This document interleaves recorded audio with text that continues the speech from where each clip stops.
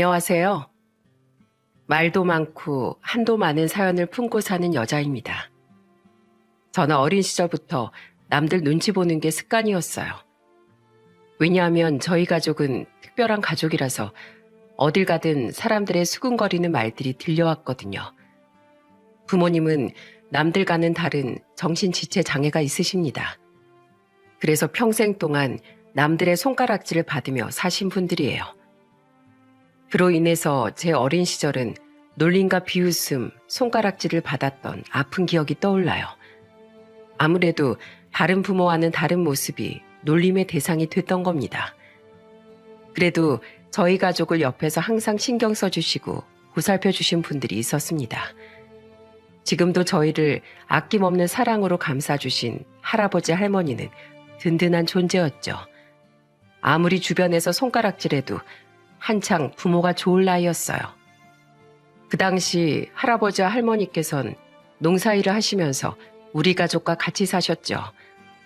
엄마 아버지도 그런 할아버지와 할머니를 따라 농사일을 하거나 허드렛 일하면서 우리를 키워주셨습니다. 하지만 전 동네에서 지나가기만 해도 놀림의 대상이었어요. 9살 땐 같은 동네에 살던 남자애가 저를 보면서 이런 말까지 했습니다. 야, 김은성, 니네 엄마 아빠 바보라면서? 그럼 너도 바보야? 그러자 옆에 있던 다른 친구들도 저를 보면서 소리쳤습니다. 쟤네 엄마랑 아빠 바보야? 야, 우리 쟤랑 놀지 말자. 우리도 바보 될 수 있잖아. 그때 전 너무 화가 나서 저를 놀렸던 남자애한테 소리쳤습니다. 야, 우리 엄마 아빠 바보 아니거든? 우리 부모님 똑똑하거든? 거짓말하지 마. 우리 엄마가 그랬는데 너네 부모님 동네에서 유명한 바보래. 그래서 너랑 놀면 나도 바보 된다고 너랑 절대 놀지 말라고 했어. 야, 너 오늘 나한테 죽었어? 저는 너무 화가 나서 동네 친구들하고 싸운 적이 한두 번이 아니었어요. 제가 이렇게 동네 친구랑 싸우면 어김없이 엄만 친구네 집을 찾아가서 고개를 숙이셔야만 했습니다. 그때도 엄만 친구네 엄마한테 고개를 숙이면서 말씀하셨어요. 죄송합니다. 제가 잘못했습니다. 제가 딸 교육 더 잘 시키겠습니다. 엄마가 왜 사과해? 쟤네들이 먼저 날 놀렸단 말이야. 우리 아무 잘못 없다고. 자꾸 고개 숙여 사과하지 말란 말이야. 그러니까 애들이 자꾸 이렇게 놀리는 거잖아. 너 가만히 못 있어? 왜 엄마를 이렇게 힘들게 해? 저는 사과하는 엄마 모습에 화가 나서 엄마를 말리면서 소리쳤습니다. 그러자 친구 엄마는 그 모습을 보고 혀를 차며 말씀하셨어요. 애가 왜 이리 고집이 세? 아유, 너도 빨리 사과해. 얼른. 친구를 때렸으면 사과해야지. 제가 왜 사과해요? 먼저 쟤네들이 놀렸단 말이에요. 어머, 얘 좀 봐. 됐어요. 사과고 뭐고 다 필요 없으니까 가세요. 재수 없으니까 당장 나가요. 그러자 엄마는 다급하게 친구 엄마의 손을 잡으며 말씀하셨습니다. 아이고, 민준아 엄마, 제가 죄송해요. 친구들끼리 사이좋게 지내야죠. 애들끼리 사이좋게 놀게 해주세요. 저는 자꾸 애원하면서 말하는 엄마가 너무 싫어서 엄마를 잡아당기면서 말했어요. 엄마 그냥 가요. 어차피 이렇게 해도 쟤네들이랑 안 놀 거야. 그러니까 그냥 좀 가자. 결국 저는 사과하는 엄마를 끌고 집으로 돌아왔습니다. 그때는 친구네 부모한테 자꾸 고개를 숙이면서 사과하는 엄마가 너무 싫었어요. 내가 잘못한 것도 아닌데 왜 싹싹 빌어야 되는지 너무 화가 났습니다. 그럴 때마다 집에 와서 엄마를 원망하며 말했어요. 다 싫어. 이럴 거면 날 왜 낳았어? 난 엄마랑 아빠 때문에 쪽팔려서 살기 싫어. 진짜 너무 싫다고. 엄마가 미안해, 은성아. 미안해. 다 필요 없어. 이제 그런 말 듣기도 싫어. 다 지겹단 말이야. 제가 철없이 부모님한테 화를 내면 할아버진 저한테 회초리를 드셨어요. 김은성, 누가 엄마한테 대들어? 너 당장 종아리 걷어. 왜 다 나한테만 그래? 나도 정말 살기 싫단 말이야. 이놈 자식이 그래도 말 똑바로 못해? 어디서 말을 함부로 해? 엄만 할아버지를 말리면서 저를 달래주셨어요. 그때 전 어린 나이에 자괴감 빠질 만큼 너무 싫었습니다. 평생 바보 같은 부모님과 살아야 한다는 생각이 절 짓눌렀어요. 그런데 이런 생각이 얼마나 어리석고 짧은 생각이었는지 깨닫게 된 사건이 있었습니다. 제가 사춘기가 되던 해 엄마는 식당에서 일을 하기 시작하셨어요. 그래서 전 학교가 끝나면 엄마 퇴근 시간에 맞춰 들리기도 했습니다. 그러던 어느 날 저는 식당에서 일하는 엄마 모습을 보고 그대로 주저앉고 말았어요. 엄마가 무슨 실수라도 했는지 식당 사장이 엄마한테 고함을 지르고 있는 겁니다. 야, 김씨, 일 똑바로 안 해? 이게 벌써 몇 번째야? 사장님, 죄송합니다. 제가 실수했습니다. 죄송도 한두 번이어야지. 그 소리 지겹지도 않아? 술병도 제대로 못 세서 벌 받은 술값이 얼만 줄이나 알아? 잘한다고 했는데 제가 실수했습니다. 제 월급에서 까주세요. 됐고, 월급이고 뭐고 당장 때려쳐. 그동안 김씨가 깨뜨린 소주병에 맥주병, 그리고 김씨 말 똑바로 못해서 재수없다고 밥맛 떨어져서 나간 손님들까지 다 따지면 나도 손해가 이만저만이 아니야. 그러니까 때려쳐. 죄송합니다. 한 번만 용서해 주시면 다음엔 잘하겠습니다. 요즘 정신 지체 있어도 계산을 할 줄 알던데 김신 대체 할 줄 아는 게 뭐야? 이래서 정상인을 데려다가 일 시켰어야 했는데 덜 떨어진 사람이라 뭘 하겠다고. 아유, 속 터져서 원. 처음부터 비정상을 데려오는 게 아니었어. 사장님, 저 애들 키워야 됩니다. 애가 2명이나 있어요. 학교 보내야 됩니다. 공부도 가르쳐야 하고 일해야 합니다. 내가 알바야? 나랑 상관없고 때려치라면 때려쳐 당장. 저는 엄마를 무시하면서 일방적으로 화내는 사장한테도 애원하며 사과하는 엄마를 보고 눈물이 났습니다. 그걸 보고만 있을 수 없던 전 엄마한테 달려가서 사장을 보고 소리쳤습니다. 지금 저희 엄마한테 뭐라고 하셨어요? 비정상이요? 덜 떨어진 사람이요? 우리 엄마도 사람이에요. 아저씨도 지금은 건강하지만 언제든지 똑같이 비정상이 될 수 있단 말이에요. 평생 그렇게 건강할 줄 아세요? 하루아침에 사고로 건강 잃는 사람이 한둘인 줄 아세요? 뭐야? 너 지금 말 다 했어? 아이고, 딸년이나 애미나 어쩜 저렇게 똑같을까? 넌 정신지체 몇 급이냐? 진짜 이런 것들은 태어나지도 말았어야 된다니까? 정말 그 순간 상처를 받은 전 눈물이 흘렀습니다. 그런데 그때 엄마가 눈이 뒤집어진 거예요. 그리고 아까까지 사장한테 빌던 엄마가 사장한테 소리치면서 말했습니다. 뭐예요? 지금 뭐라고 그랬어요? 우리 딸 보고 헤어나지 말았어야 한다고요? 그러면서 엄마는 정말로 상상하지도 못한 행동을 하셨어요. 그때 엄만 싸움이 벌어지기 전에 상을 치우고 계셨습니다. 그런데 손님이 나가고 술병을 제대로 안 세웠다고 사장한테 욕먹고 계셨던 거예요. 그래서 엄마 앞에는 반찬으로 나갔던 김치, 콩나물 등 남은 반찬을 한 그릇에 모아둔 그릇이 있었던 겁니다. 그때 엄마가 그 그릇을 집어서 사장 얼굴에 확 뿌려버렸어요. 그러자 잔반을 뒤집어 쓴 사장이 놀란 목소리로 엄마한테 소리쳤습니다. 지금 뭐 하는 거야? 미쳤어? 안 미쳤어요. 이 사람아, 사장이면 사장처럼 살아야지. 왜 그렇게 함부로 막말해? 넌 언제까지 그렇게 잘 살 수 있을 것 같아? 내가 진짜 가짜 나서 일 그만둔다. 그만둬. 그리고 내가 실수한 것 월급에서 까. 그리고 당신 인생 그따위로 살지 마. 알겠어? 내가 평생 망하라고 저주할 거야. 우리 딸한테 한 번만 더 그런 말하면 가만 안 둬? 저는 엄마의 그런 모습에 깜짝 놀랐어요. 조금 전까지만 해도 죄송하다고 울면서 빌고 있던 사람이 헤어나지 말았어야지 이 말 한마디에 크게 분노하고 아주 식당을 뒤엎어 놓은 겁니다. 정말 순식간에 벌어진 일이었어요.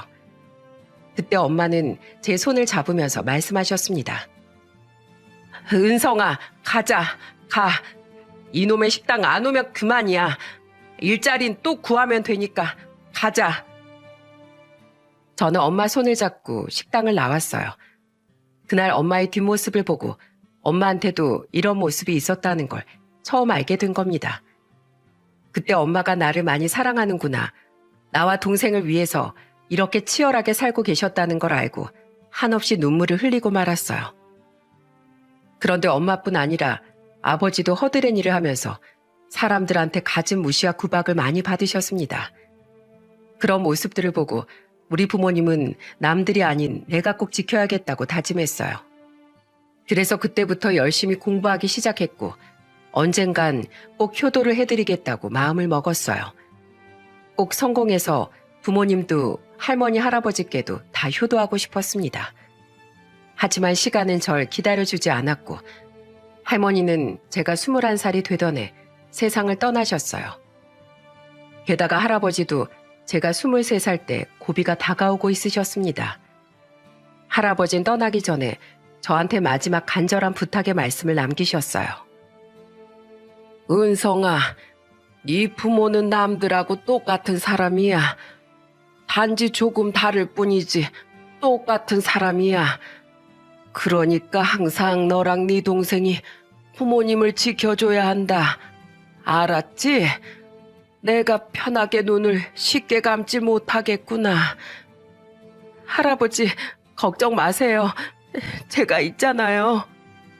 사랑하는 우리 손녀, 이 할아버지가 하늘에서 지켜볼게. 항상 건강하고 행복하게 살아라.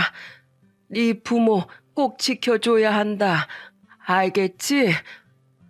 네, 제가 꼭 약속할게요. 그렇게 할아버지는 마지막 말씀을 남기시고 눈을 감으셨어요.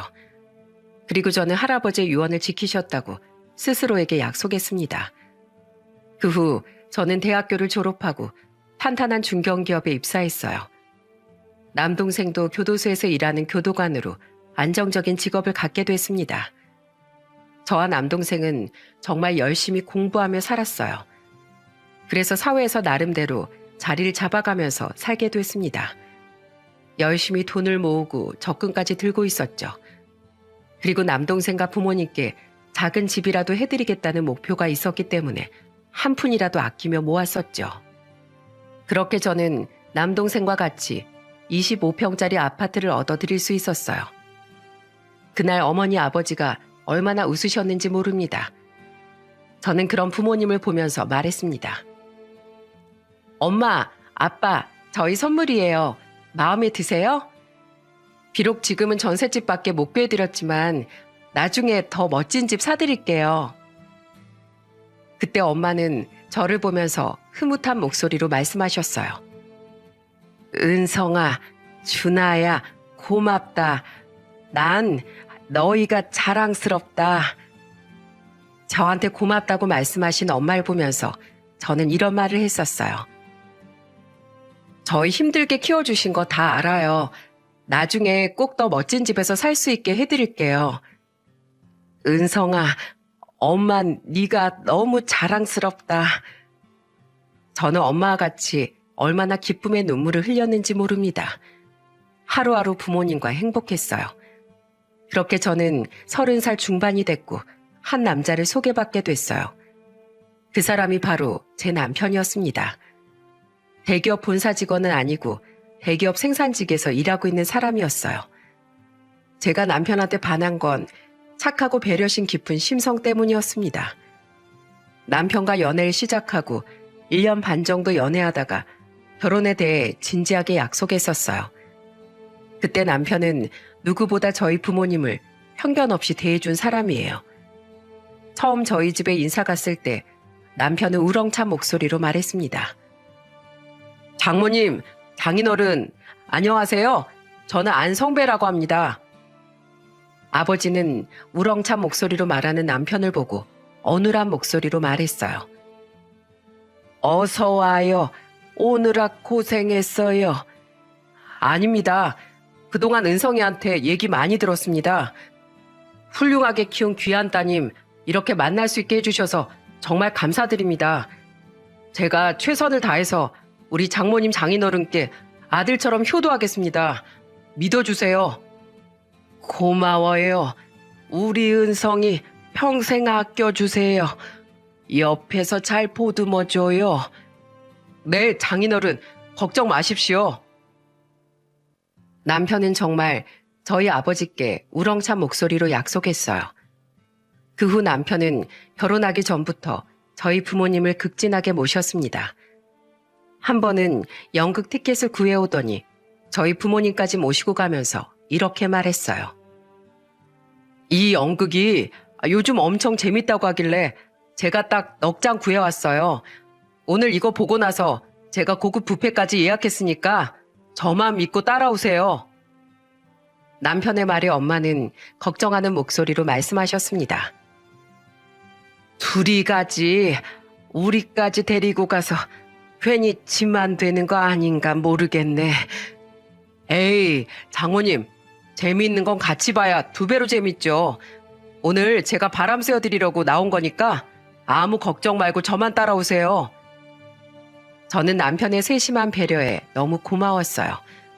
그 후로도 남편은 가까운 데 여행도 저희 부모님을 모시고 갈 정도로 저희 부모님께 참 잘했습니다. 그런 남편의 행동에 아버지가 참 좋아하셨어요. 왜냐하면 남편이 아버지와 같이 술친구도 해주고 트로트를 좋아하는 아버지를 위해 흥겨운 노래까지 같이 불러줬거든요. 저는 두 사람이 나란히 앉아 젓가락을 튕기면서 노래를 흥얼거리면서 보내는 시간이 그저 즐겁기만 했습니다. 하지만 문제는 저희 집이 아니었어요. 진짜 고비는 저희 집이 아니라 시댁에서 생긴 겁니다. 시댁 같은 경우엔 처음엔 저를 마음에 들어 하셨어요. 분명히 반갑게 맞이해주면서 같이 즐거운 식사도 했었습니다.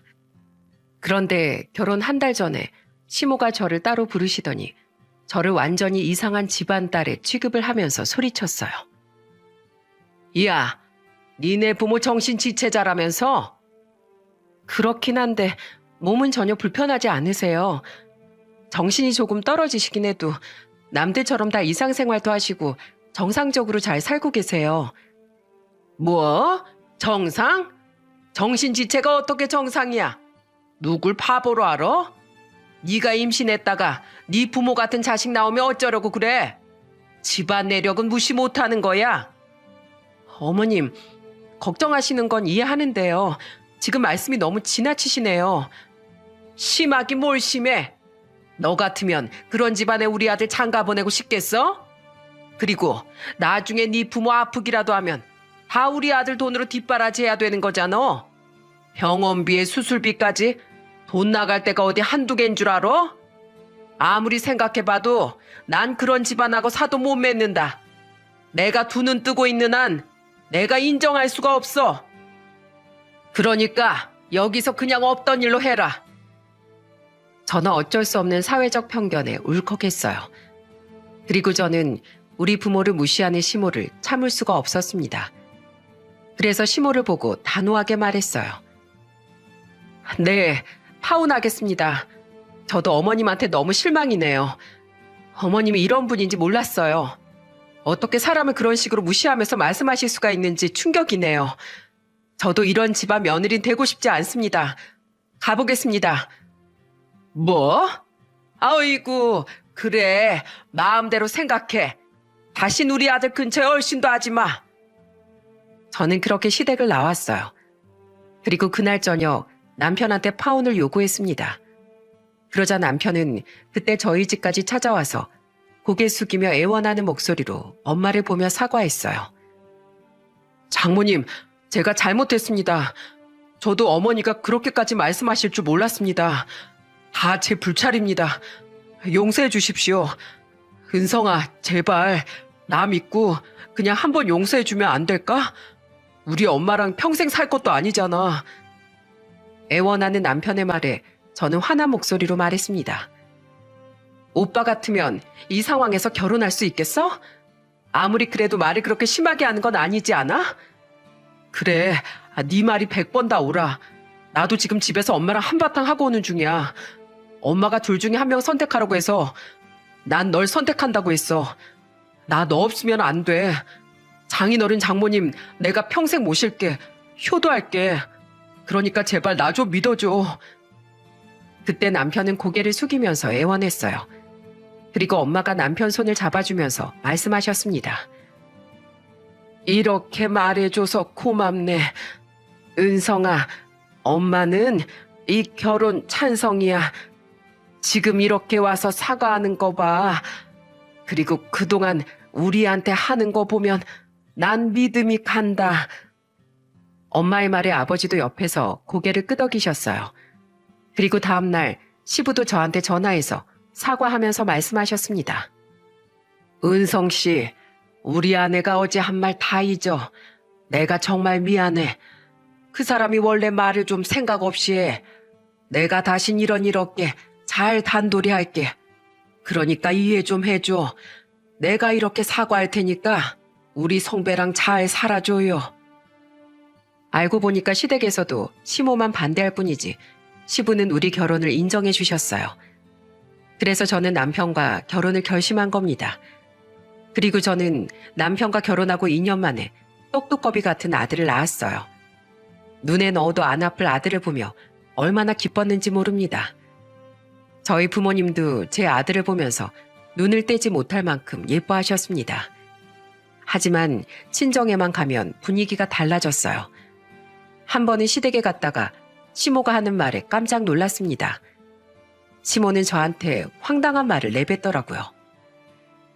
너 근데 네 아들 검사는 해봤니? 네? 무슨 검사요? 혹시라도 애가 지능이 떨어질 수도 있잖아. 미리 검사를 해봐야지. 손주한테 그런 말씀 하고 싶으세요? 또 왜 그렇게 말씀하시는 건데요? 정말 무슨 문제라도 있길 바라세요? 한 번이라도 저한테 고생했다, 수고했다 그렇게 말해준 적 있으세요? 그래서 지금 걱정해 주잖아. 애 검사해보라고. 그게 지금 걱정이에요? 어쩜 그렇게 말을 차갑게 하세요? 그래서 내가 오죽했으면 결혼을 반대했겠어. 난 네 집 핏줄 닮았을까 봐 싫어. 그리고 정상인지 아닌지 검사를 해보라는 게 뭐가 문제야? 됐다. 말을 말자 말을. 너랑은 말이 안 통한다. 시모는 정말 저만 보면 흠잡을 게 없나 마치 눈에 불을 켜고 찾는 사람 같았어요. 그때마다 시부가 시모를 말렸지만 시모의 색안경은 바뀌지 않았습니다. 그런 시모의 편견은 제 아들이 5살이 되던 해에도 변함이 없었어요. 그때는 시숙과 신우들도 다 애들을 데리고 왔었어요. 그때 시숙네 큰조카가 세배라니까 저희 아들도 따라서 같이 세배했습니다. 그런데 시모가 세뱃돈을 어떻게 줬는지 아시나요? 시숙 아들이랑 신우네 아직 1살밖에 안 된 애들은 다 10,000원씩 주면서 저희 아들만 1,000원을 주는 겁니다. 그러면서 시모는 기쁜 목소리로 말씀하셨어요. 할머니가 공평하게 줬으니까 싸우지 마. 아이고 건강하게 쑥쑥들 크렴. 그걸 보고 저는 그대로 넘어갈 수 없었습니다. 그래서 시모를 보고 화난 목소리로 말했어요. 어머님, 왜 제 아들만 1,000원을 주세요? 기왕 주실 거면 똑같이 10,000원 주시면 좋잖아요. 왜 애들을 차별해서 애들 상처받게 만드시는데요? 내 마음이야. 내가 예뻐하는 손주한테 10,000원 준다는데 뭐가 문제야? 그리고 1,000원이 뭐가 문제인데? 밖에 나가서 땅을 파봐. 1,000원이 그냥 나오는 줄 알아? 난 정확하게 줬어. 시모의 말에 시부가 나서서 호통을 치며 말씀하셨습니다.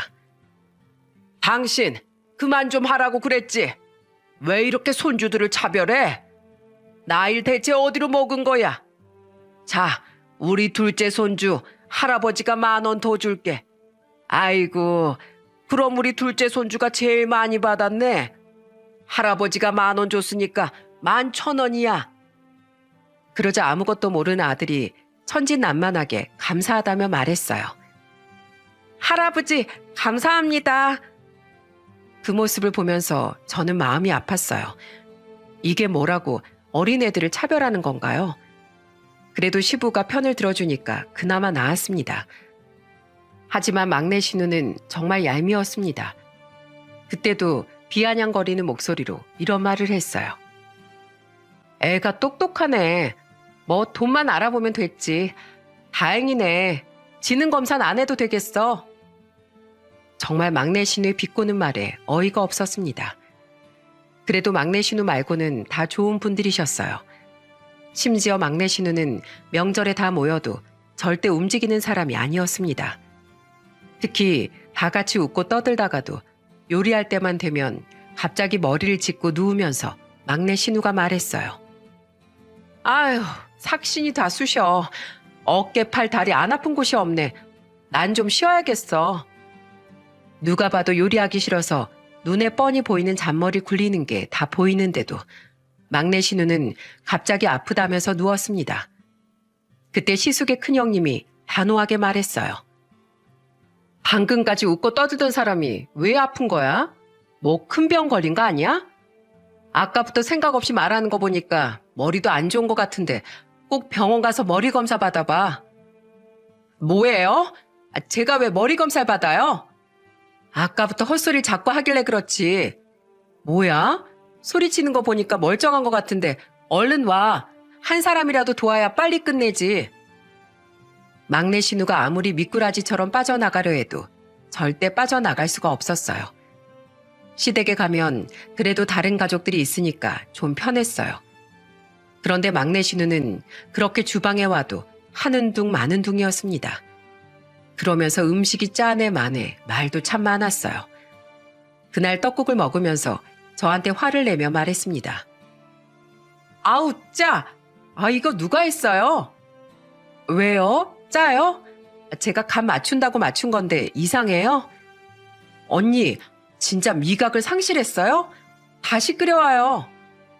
정말 기가 막혔습니다. 여기가 식당도 아니고 제가 왜 이런 수모를 겪어야 하는 건지 이해가 안 갔습니다. 그때 형님이 막내 신우한테 소리쳤어요. 아가씨, 맛있는데 왜 그러세요? 그리고 입맛 안 맞으면 직접 가세요. 여기 이상하다는 사람 아가씨뿐이니까 혼자 가요.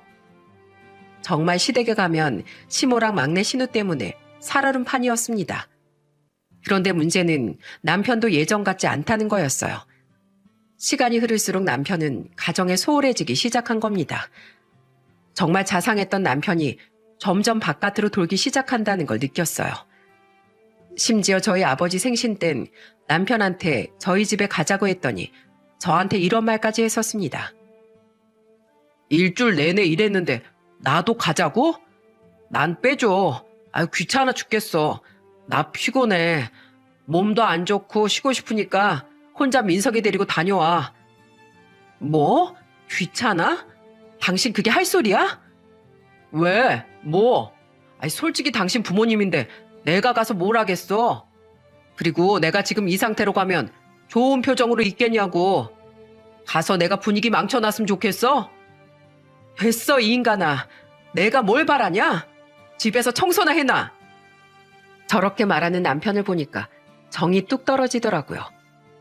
그동안 아버지가 사위라고 얼마나 챙겼는데 저런 식으로 말하는 남편이 실망스러웠어요. 그런데 남편이 처가의 발길을 끊기 시작하면서 명절에도 안 가기 시작했어요. 그러자 엄마는 걱정스럽게 물으셨습니다.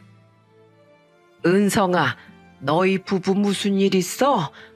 왜 사위랑 안 오고 맨날 혼자 와? 아니에요. 그 사람이 생산직이라 일하는 게 좀 힘들어서 그래요. 나이 드니까 일하는 게 얼마나 힘들겠어요. 엄마가 이해 좀 해주세요. 차마 엄마한테 남편의 실체를 알려줄 수 없었습니다. 하지만 남편은 점점 더 이상해졌어요. 한 지붕 아래 살면서도 마치 남처럼 느껴지는 겁니다. 왜냐하면 남편이 휴대폰을 손에서 내려놓을 줄을 몰랐거든요. 심지어 남편이 거실에서 휴대폰을 보는데 아들이 다가가서 놀아달라면서 보챘습니다. 아빠, 우리 나가서 시소 타요. 시소. 저리 가. 아빠 지금 바쁜 거 안 보여? 놀이터 가고 싶은데 같이 가요. 똑같은 소리 계속하게 할래? 아빠 지금 바쁘다고 했지? 왜 이렇게 말귀를 못 알아들어? 저는 남편이 아들한테 소리치는 걸 보고 놀라서 달려갔습니다. 그리고 우는 아들을 달래주면서 남편한테 소리쳤어요. 애한테 왜 소리를 질러? 집구석에서 핸드폰만 할 거면 당신이 나가. 아이씨, 이런 거지 같은 집구석. 내가 나간다, 나가. 진짜 남편은 애가 우는데도 거들떠도 안 보고 휴대폰만 챙겨서 나가더라고요. 진짜 저 나이 먹고 왜 저렇게 휴대폰에 집착하는지 이해가 안 갔습니다. 그런데 결혼 8년 차의 남편은 저한테 충격적인 통보를 했어요. 여보, 나 회사 그만둘래. 뭐? 아니, 갑자기 그게 무슨 말이야? 솔직히 말이 대기업이지 생산직이 얼마나 힘든 줄 알아? 나도 이제 40 넘으니까 힘들어 죽겠어. 나도 일반 사무직이나 사업 쪽을 알아봐야겠어. 그런 회사에서 당신을 받아준대? 젊은 사람들도 취업 안 되는 세상에 당신이 회사 그만두고 뭘 할 건데? 당신 지금 나 무시해? 그동안 내가 벌어온 돈으로 호의호식했으면 됐지. 내가 언제까지 뒷바라지해야 되는데? 당신만 일했어? 나도 일했어. 우리 애 어린이집 보내고 나도 쉴 틈 없이 일했다고. 누가 보면 당신 혼자 돈 벌어온 줄 알겠네? 아유, 몰라. 나 그만둘 테니까 그렇게 알아. 남편은 완전히 말이 안 통했어요. 그리고 저한테 정말 통보만 하고 갑자기 회사를 그만둬 버린 겁니다. 그런데 남편이 퇴직하는 과정에서 이상한 점이 있었어요. 오랫동안 회사 다녔으면 여러분, 퇴직금이라는 게 나오지 않나요? 그런데 남편은 회사를 그만두고도 퇴직금에 대해서 아무런 말이 없었습니다. 그래서 전 남편한테 넌지시 물었습니다. 당신 회사 10년 넘게 다녔잖아. 퇴직금 아직 정산 못 받았어? 퇴직금도 많이 나올 텐데 왜 아무 말이 없어? 그걸 왜 당신이 신경 써? 내가 그동안 뼈 빠지게 고생해서 모은 돈이니까 신경 꺼. 뭐야? 말 다 했어? 퇴직금 말을 해줘야 같이 계획을 세우지. 내가 알아서 한다고. 남자 하는 일은 웬 참견이야? 한 번만 더 내 일에 끼어들기만 해봐. 그땐 나도 가만히 안 있을 줄 알아. 뭐? 가만히 안 있을 거면 어쩔 건데? 정말 남편은 저를 협박하기까지 했습니다. 근데 싸우는 모습을 보고 아들이 다가와서 울면서 말했어요. 엄마, 아빠 싸우지 마요. 아빠 무서워요. 저는 우는 아들을 보고 깜짝 놀라서 아들을 안아주며 말했습니다. 아니야, 엄마, 아빠 안 싸워. 괜찮아, 울지 마. 아들을 달래주면서 저도 눈물이 흐르더라고요. 그러자 남편은 한숨을 쉬면서 집을 나가버렸습니다. 갑자기 왜 이렇게 남편이 변했는지 알 수가 없었어요. 그래도 언젠간 다시 예전의 남편으로 돌아올지도 모른다는 희망이 있었어요. 그냥 잠깐 힘들어서 그런 거라고 믿었던 거예요. 하지만 남편은 예전 모습으로 돌아오지 않았습니다. 남편과 싸우는 날이 늘어만 갔고 점점 부부 사이는 멀어져만 갔어요. 게다가 남편은 10개월이 지나도 뭘 해볼 생각이 없는 것 같았죠. 심지어 남편의 휴대폰 집착은 더 심해져만 갔습니다. 잘 때 빼고는 휴대폰에서 눈을 떼지 않았어요. 취업할 생각도 없고 오로지 집에서 휴대폰만 붙들고 있는 남편이 한심해서 제가 소리쳤습니다. 당신 대체 휴대폰으로 뭐 하는 거야? 당신 여자 생겼어? 생각을 그렇게밖에 못해? 그러니까 당신이랑 내가 얘기하기가 싫은 거야. 그럼 대체 뭐 하는 건데? 집에서 놀기만 하면서 집안일 하는 것도 아니고 맨날 휴대폰만 보잖아. 민석이 유치원 데려다주는 시간도 늦었다더라? 당신 미쳤어? 깜빡했어. 미안하다, 미안해. 언제까지 이렇게 살 건데, 언제까지? 백수 생활이 대체 몇 년째야? 뭐라도 할 생각을 해야지. 여자 생겼으면 지금 말해. 그냥. 나도 그런 남자랑 살고 싶지 않으니까 차라리 지금 말해. 내가 여자 생겼으면 내 손에 장을 지진다. 안 그래도 사람 짜증나 죽겠는데 바가지만 자꾸 긁을 거야? 백수가 짜증날 일이 뭐가 있냐? 진짜 백수가 북치고 장구치고 잘한다. 저는 대체 남편이 뭐 하는 건지 궁금했어요. 그래서 저는 남편이 잠들었을 때를 노리기로 결심했습니다. 남편이 술에 한번 취하면 잠에 드는 스타일이었어요. 그래서 남편이 동창 모임이 있는 날을 노렸습니다. 그날도 어김없이 남편은 만취해서 집에 들어온 거예요. 그때 저는 남편한테 다가가서 지문 인식을 통해 휴대폰 잠금을 풀었습니다. 그런데 휴대폰엔 남편의 충격적인 비밀이 있었어요. 일단 여자가 없는 건 사실이었어요. 하지만 외도에 버금가는 큰 비밀을 숨기고 있었더라고요. 바로 주식이었습니다. 딱 보니까 남편의 입금 출금 내역 이런 게 찍혀 있었어요. 그리고 친구들하고 나눈 문자 내용을 보니까 가관도 아니었습니다. 아, 오늘 나 벌써 다 잃었어. 에이그, 난 300 땄는데. 아휴, 난 벌써 이 주식으로 잃은 돈만 10개월 만에 2억이야, 2억. 이걸 대체 언제 복구하냐? 야, 기분도 꿀꿀한데 술이나 마시자. 와, 저는 남편이 친구들한테 보낸 문자를 보고 깜짝 놀랐습니다. 회사하고 10개월 동안 2억이라는 돈을 잃었다는 걸 믿을 수가 없더라고요.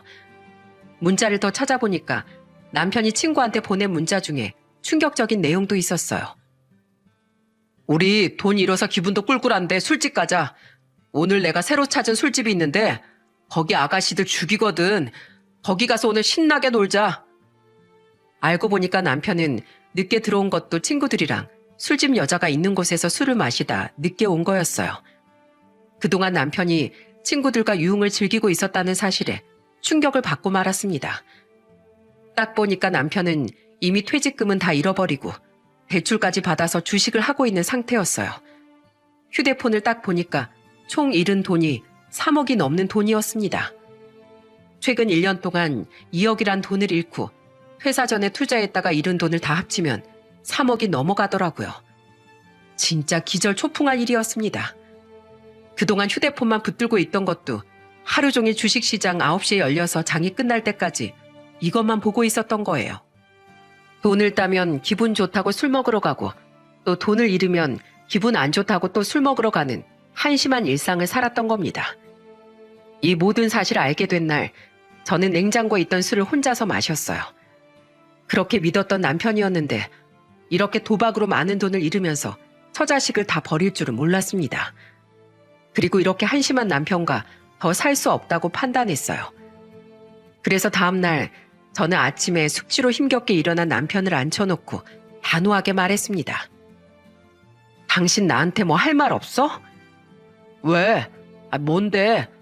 속도 안 좋은데 한 번에 말해. 나 다 봤어. 그동안 당신이 한 짓. 당신 주식으로 돈 많이 잃었더라. 그러려고 처자식 내팽겨 쳐놓고 주식했어? 뭐야?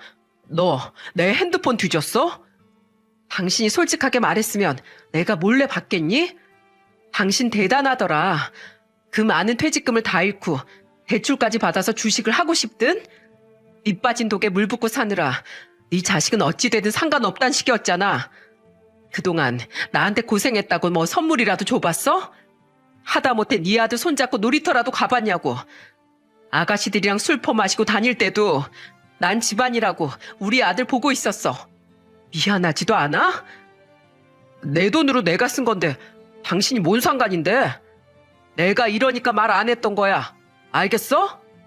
내 휴대폰 몰래 본 거 내가 후회하게 해줄게. 그러더니 남편은 집을 나가버렸어요. 이제는 아예 대놓고 집에 안 들어오기 시작하는 겁니다. 그래서 저는 혼자서 변호사를 선임해서 이혼 소송을 걸어버렸어요. 더 이상 이런 인간하고 살고 싶지 않았거든요. 그때 남편 놈은 정말 갈 때까지 갔는지 저한테 이런 말까지 했었습니다. 애는 네가 데려가. 어차피 난 못 키워. 기가 막힌다 정말. 네가 그러고도 아빠야? 고민하는 신용이라도 하던지. 너 진짜 답도 안 나오는 놈이다. 그래, 난 그런 놈이니까 이혼해. 이혼 도장 찍자고. 어서 이혼해. 저는 남편이 당당하게 소리치길래 손쉽게 합의 이혼이 될 줄 알았어요. 그런데 어디서 무슨 소리를 듣고 왔는지 갑자기 남편이 이혼을 거부하기 시작했습니다. 저는 어이가 없어서 남편한테 화난 목소리로 소리쳤어요. 갑자기 왜 이혼을 안 해준다는 건데? 생각해보니까 이대로 우리가 이혼하면 우리 애가 불쌍하잖아. 그 생각을 지금 해서 하니? 그래도 아빠 없는 자식은 만들지 말아야지. 어디서 머리 굴려? 너 머리 굴러가는 소리 다 들려. 왜? 친구들이 이혼하지 말고 버티래? 땡전 한 푼 없는 백수 거지라서 이제 갈 데도 없으니까 나라도 붙들고 늘어지래? 그런 거 아니거든? 남편이 당황하면서 펄쩍 뛰는 걸 보니까 딱 그런 것 같았어요. 백수에 대출만 1억이 넘게 있는 남편은 지푸라기라도 잡고 싶은 심정이었던 겁니다. 그래서 저는 남편 놈한테 소리치면서 말했어요. 야, 꿈 깨. 너 같은 놈하고 다 늙으면서까지 살 마음 없으니까. 알았어? 그렇게 저는 이혼 소송을 시작하게 됐습니다. 아무래도 애가 있어서 소송이 길어질 수밖에 없었어요. 그런데 하필 그때 한 달 뒤가 아버지 칠순이었던 겁니다. 제가 결혼하기 전부터 부모님께 꼭 해드리고 싶은 게 있었어요. 바로 칠순 잔치를 꼭 열어드리는 거였죠. 그래서 저는 부모님 칠순 잔치 비용을 따로 모으고 있었습니다. 정말 인생에 단 한 번뿐인 칠순 잔치를 성대하게 열어드리고 싶었어요. 그래서 가까운 지인들과 친척들을 불러서 아버지 칠순 잔치를 열어드렸습니다. 그때 정말 부모님이 나란히 고운 한복을 입고 계신 걸 보고 정말 흐뭇했어요.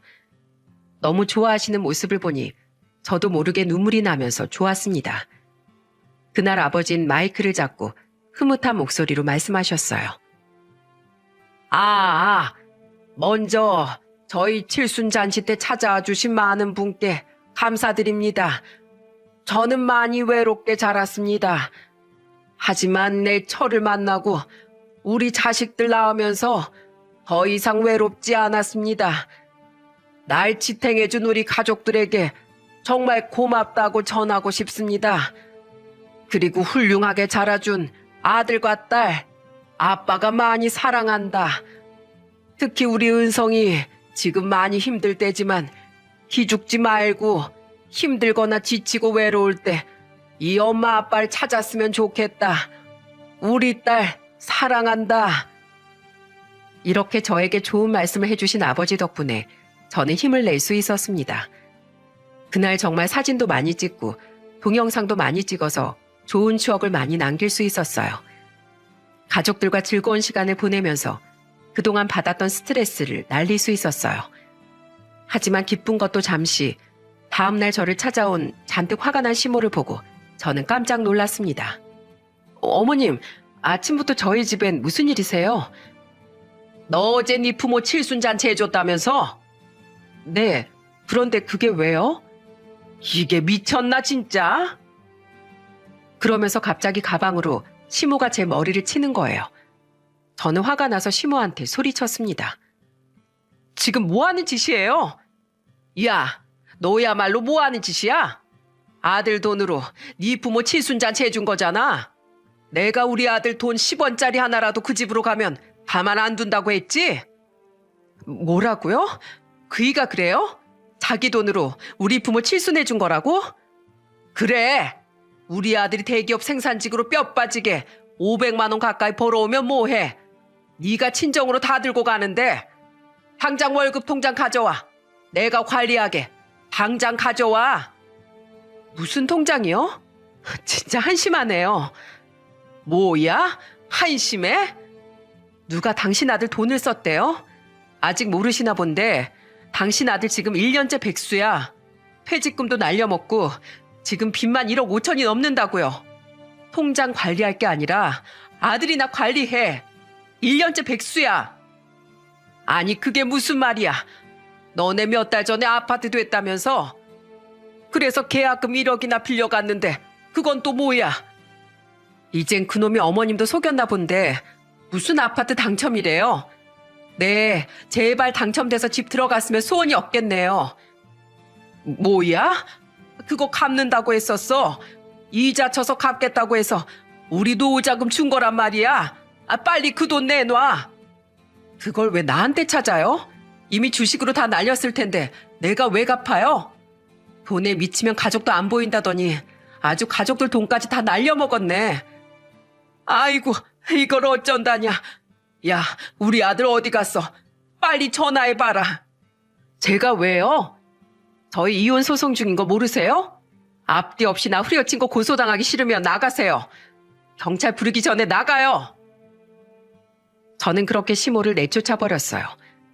제 말로 인해 시댁은 그야말로 발칵 뒤집힌 겁니다. 알고 보니까 남편 놈은 주식할 돈이 필요하니까 시댁을 이용해 먹었던 거예요. 그래서 시모한테 새 아파트에 당첨됐다면서 계약금 명목으로 돈을 빌려간 겁니다. 그런데 문제는 시댁 식구 중에 남편한테 돈을 빌려준 사람이 시모 말고 더 있었던 거예요. 신우, 시숙, 심지어 남편 놈 지인까지 완전히 돈을 빌릴 수 있는 사람한텐 다 빌린 상태였습니다. 그러니까 제가 몰랐던 빚이 여기저기서 또 나오기 시작했어요. 그때 저는 또 한 번 이혼 결심한 걸 잘했다고 생각했어요. 시댁이 뒤집히고 얼마 후에 이혼 판정을 받았고 이혼을 확정 지을 수 있었답니다.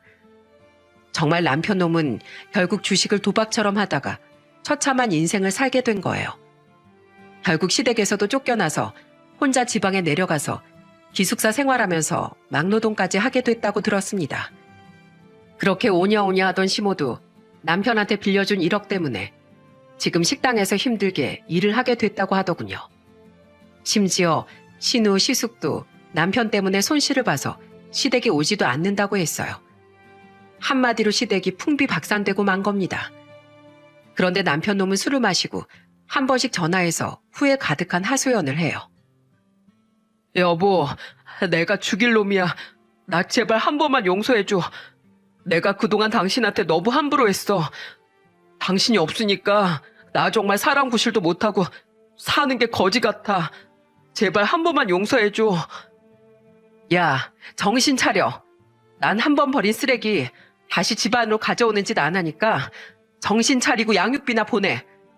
양심이 있으면 아들 양육비는 보내야 되는 거 아니야? 진짜 반성했으면 양육비나 보내. 헛소리 할 거면 끊어.